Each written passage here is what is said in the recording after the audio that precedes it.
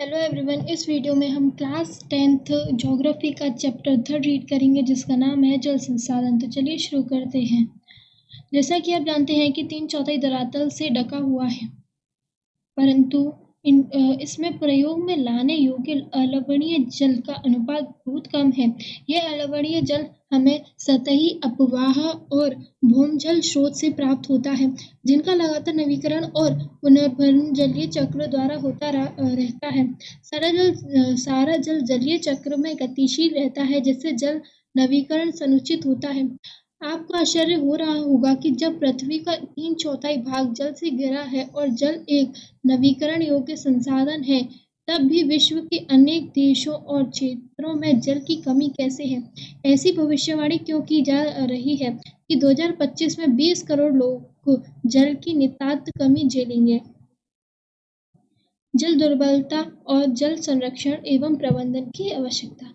जल के विशाल भंडार और इसके नवीकरण योग्य गुणों के होते हुए यह सोचना भी मुश्किल है कि हमें जल दुर्बलता का सामना करना पड़ रहा है। जैसे कि हम जल की कमी की बात करते हैं तो हमें तत्काल ही कम वर्षा वाले क्षेत्रों या सूखाग्रस्त इलाकों का ध्यान आता है।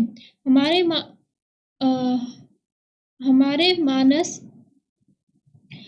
पटल पर तुरंत राजस्थान के मरुस्थल और जल से भरे मटके संतुलित करती हुई जल भरने के लिए लंबा रास्ता तय करती पनिहारों के चित्र चित्रित हो जाते हैं। यह सच है कि वर्षा की वार्षिक और मौसमी परिवर्तन के कारण जल संसाधनों की उपलब्धता में समय और स्थान के अनुसार विभिन्नता है, परंतु अधिकतर जल की कमी इसके अतिशोषण, अत्यधिक प्रयोग और समाज के विभिन्न वर्गों में जल के असमान वितरण के कारण होती है। क्या यह संभव है कि किसी क्षेत्र में प्रचुर मात्रा में जल संसाधन होने के बावजूद भी वहां जल की दुर्बलता हो?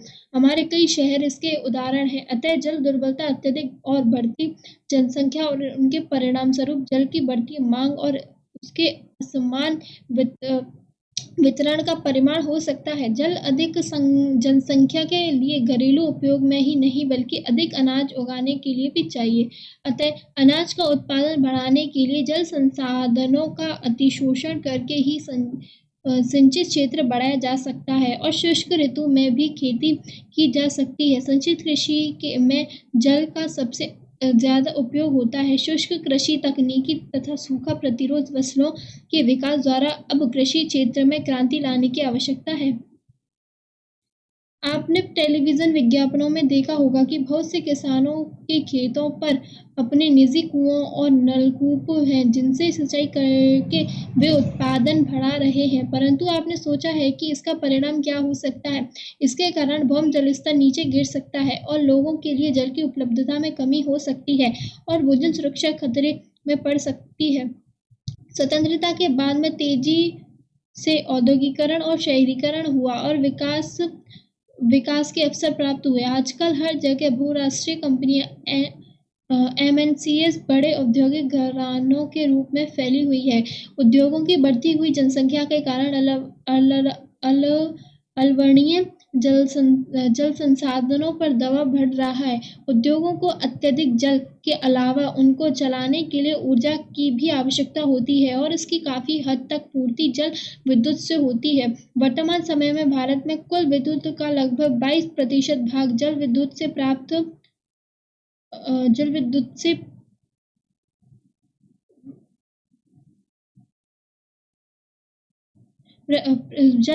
प्राप्त होता है। इसके अलावा शहरों की बढ़ती संख्या और जनसंख्या तथा शहरी जीवन शैली के कारण न केवल जल और ऊर्जा की आवश्यकता में बढ़ोतरी हुई है, अपितु इनसे संबंधित समस्याएं और भी गहरी हुई हैं।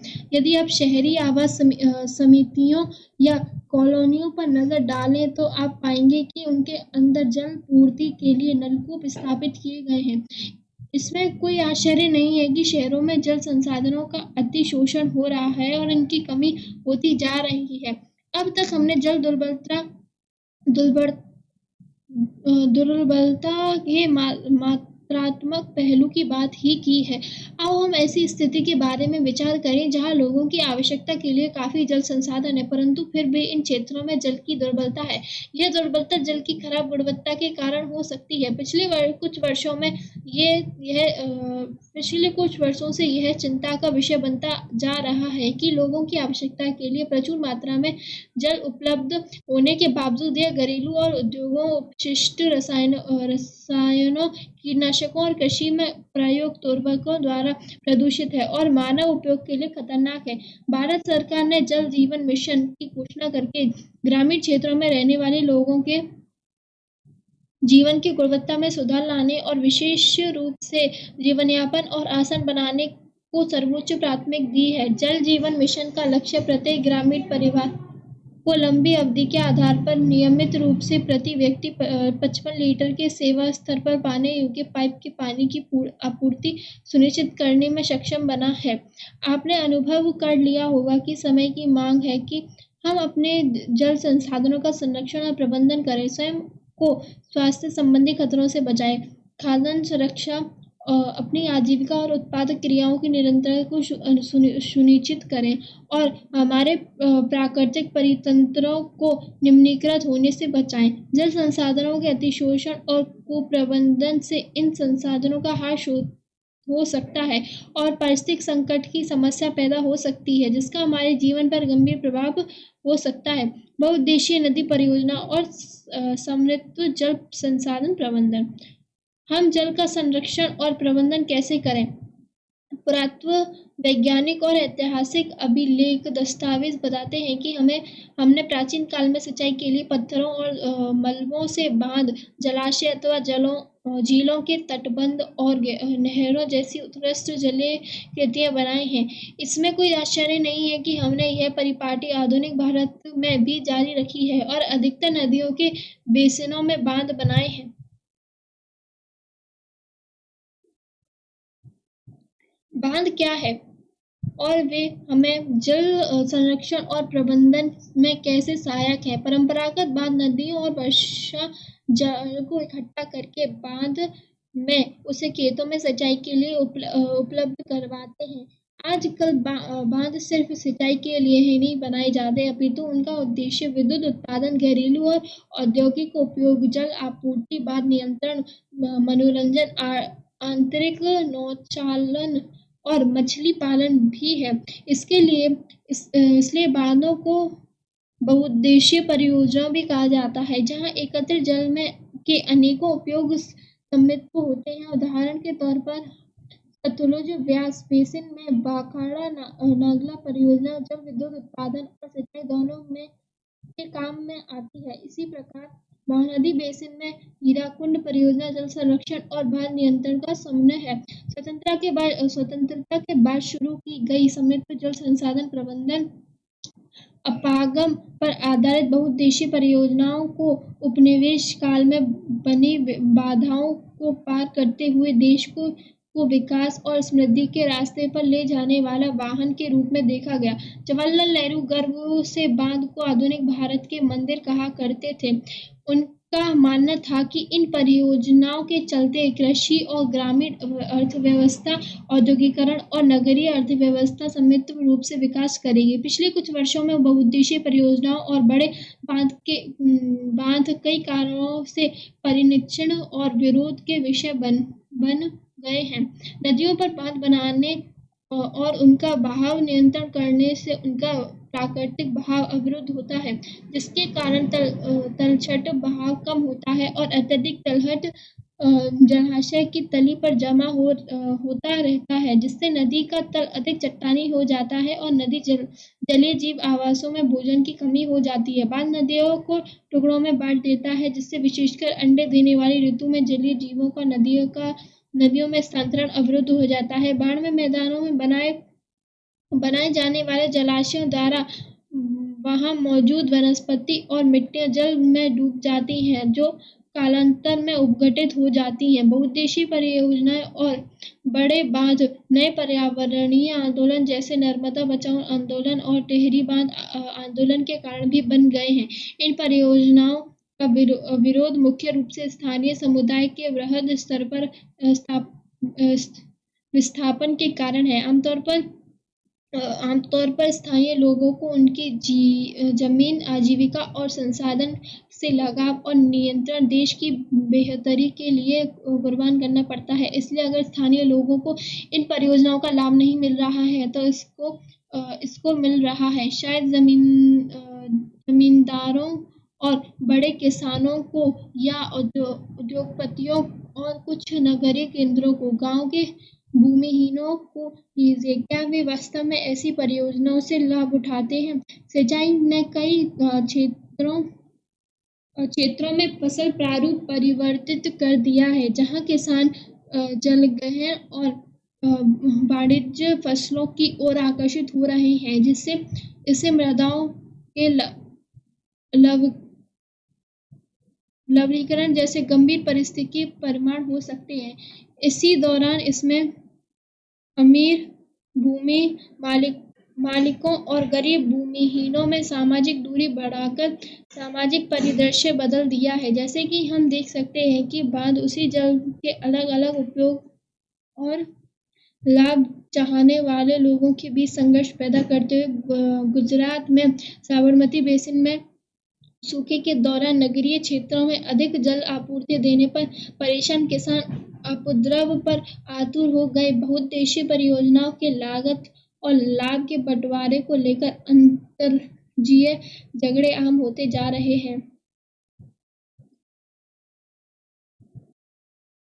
नदी परियोजनाओं पर उठी अधिकतर आपत्तियों अनेक उद्देश्यों में विफल हो जाने पर यह एक विडंबना ही है कि जो बांध नियंत्रण के लिए बनाए जाते हैं, उनको जलाशयों में तलछट जमा होने से वे बाढ़ आने का कारण बन जाते हैं। अत्यधिक वर्षा होने की दिशा में तो बांध भी कई बार बाढ़ नियंत्रण में असफल रहते हैं। आपने पढ़ा होगा कि वर्ष 2006 में महाराष्ट्र और गुजरात में भारी वर्षा के दौरान बांधों में छोड़े गए जल की वजह से बाढ़ की स्थिति और भी निकट हो गई है। इन बाढ़ों से केवल जान और माल का नुकसान हुआ, अपितु बृहद स्तर पर मृदा अपरदन भी हुआ। बांध में जलाशय पर तलहट जमा होने का अर्थ यह भी है कि यह तलहट, जो कि एक प्राकृतिक उर्वरक है, बाढ़ के दौरान तक नहीं पहुंचती, जिसके कारण भूमि निम्नीकरण की समस्या बढ़ती है। यह भी माना जाता है कि बहुउद्देशीय योजनाओं के कारण भूकंप आने की संभावना भी बढ़ जाती है और अत्यधिक जल के उपयोग से जल जनित बीमारियां, फसलों में कीटाणु जनित बीमारियों और प्रदूषण फैलते हैं। वर्षा जल संग्रहण। बहुत से लोगों का मानना है कि बहुउद्देशीय परियोजनाओं के अलाभप्रद असर और उन पर उठे विवादों के चलते वर्षा जल संग्रहण तंत्र इनके सामाजिक, आर्थिक और पारिस्थितिक तौर पर व्यर्थ विकल्प हो सकते हैं। प्राचीन भारत में उत्कृष्ट जलीय निर्माणों के साथ साथ जल संग्रहण ढांचे भी पाए जाते हैं। लोगों को वर्षा पद्धति और मृदा के गुणों के बारे में गहरा ज्ञान था। उन्होंने स्थानीय परिस्थितियों और उनकी जल आवश्यकता अनुसार वर्षा जल, भौमजल, नदी जल और बाढ़ जल संग्रहण के अनेक तरीके विकसित कर लिए थे। पहाड़ी और पर्वतीय क्षेत्रों में लोगों ने गुल अथवा कुल जैसी वाहिकाएं नदी की धारा का रास्ता बदलकर खेतों में सिंचाई के लिए बनाई है। पश्चिम भारत, विशेषकर राजस्थान में पीने का जल एकत्रित करने के लिए छत्र वर्षा जल संग्रहण का तरीका आम था। पश्चिम बंगाल में बाढ़ के दौरान मैदान में लोग अपने खेतों में सिंचाई के लिए बाढ़ जल वाहिकाएं बनाते हैं। शुष्क और अर्धशुष्क क्षेत्रों में खेतों में वर्षा जल एकत्रित करने के लिए गड्ढे बनाए जाते हैं ताकि मृदा को संचित किया जा सके और संक्षिप्त जल की खेती के लिए उपयोग में लाया जा सके। राजस्थान के जिले जैसलमेर में खादिन्य और अन्य क्षेत्रों में जौहर जिसके उदाहरण हैं। राजस्थान में अर्धशुष्क और शुष्क क्षेत्रों, विशेषकर बीकानेर, फलौदी और बाड़मेर में लगभग हर घर में पीने का पानी संग्रहित करने के लिए भूमिगत टैंक अथवा टांका बहुत करते हैं। इसका आकार एक बड़े कमरे जितना हो सकता है। फलौदी में एक घर में 6.1 मीटर गहरा, 4.27 मीटर लंबा और 2.44 मीटर चौड़ा टांका था। टांका यह सुविकसित छत वर्षाजल संग्रहण तंत्र का अभिन्न हिस्सा होता है, जिसे मुख्य घर या आंगन में बनाया जाता है। वे घरों की ढलवा छतों से पाइप द्वारा जुड़े हुए थे। छत से वर्षा का पानी इन नलों में होकर भूमिगत टांका तक पहुंचता है, जहां इसे एकत्रित किया जाता है। वर्षा का पहला जल छत और नलों को साफ करने में प्रयोग होता है और इसे संग्रहित नहीं किया जाता। इसके बाद होने वाली वर्षा का जल संग्रह किया जाता है। टांका में वर्षा जल अगली वर्षा ऋतु तक संग्रहित किया जा सकता है। यह इसे जल की कमी वाली ग्रीष्म ऋतु तक पीने का जल उपलब्ध करवाने वाला जल स्रोत बनता है। वर्षा जल अथवा पालर पानी, जैसे कि इसे इन क्षेत्रों में पुकारा जाता है, प्राकृतिक जल का शुद्धतम रूप समझा जाता है। कुछ घरों में तो टांकों के साथ भूमिगत कमरे भी बनाए जाते हैं, क्योंकि ये जल का यह स्रोत इन कमरों को भी ठंडा रखता है, जिससे ग्रीष्म ऋतु में गर्मी से राहत मिलती है। यह दुख की बात है कि आज पश्चिमी राजस्थान में छत वर्षा जल संग्रहण की रीति इंदिरा गांधी नहर से उपलब्ध बारहमासी पेयजल के कारण कम होती जा रही है। हालांकि कुछ घरों में टांकों में की सुविधा अभी भी है, क्योंकि उन्हें नल के पानी का स्वाद पसंद नहीं। सौभाग्य से आज भी भारत में कई ग्रामीण और शहरी क्षेत्रों में जल संरक्षण और संग्रहण का यह तरीका उपयोग में लाया जा रहा है। कर्नाटक के मैसूर जिले में स्थित एक सुदूर गांव गाठतुल में ग्रामीणों ने अपने घर में जल आवश्यकता